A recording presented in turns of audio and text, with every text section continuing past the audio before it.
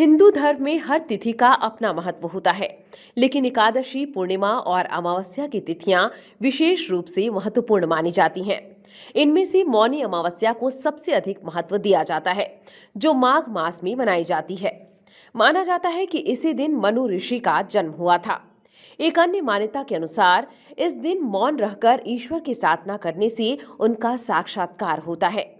वर्ष 2024 में मौनी अमावस्या 9 फरवरी को मनाई जाएगी।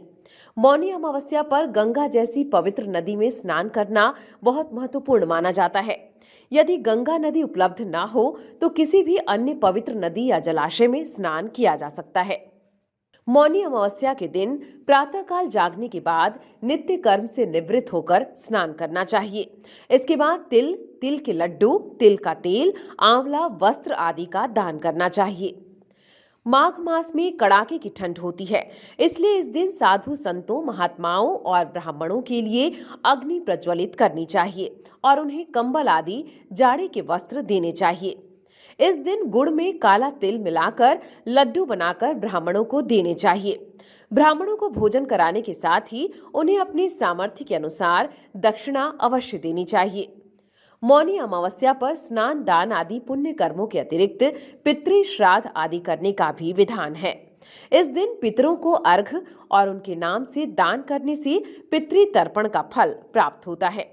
ऐसी मान्यता है कि यदि मौनी अमावस्या रविवार, व्यातिपात योग और श्रवण नक्षत्र में हो तो इस योग में सभी स्थानों का जल गंगा तुल्य हो जाता है और सभी ब्राह्मण ब्रह्म सन्निभ शुद्धात्मा हो जाती हैं। अतः इस योग में किए हुए स्नान, दान आदि का फल भी मेरु पर्वत के समान हो जाता है।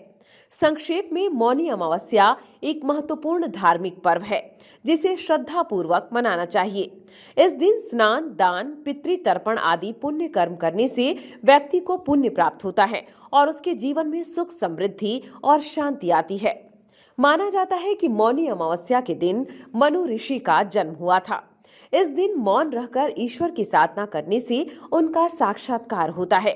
इस दिन गंगा जैसी पवित्र नदी में स्नान करने से पुण्य प्राप्त होता है। इस दिन पितृ तर्पण करने से पितृ प्रसन्न होती हैं और आशीर्वाद देती हैं।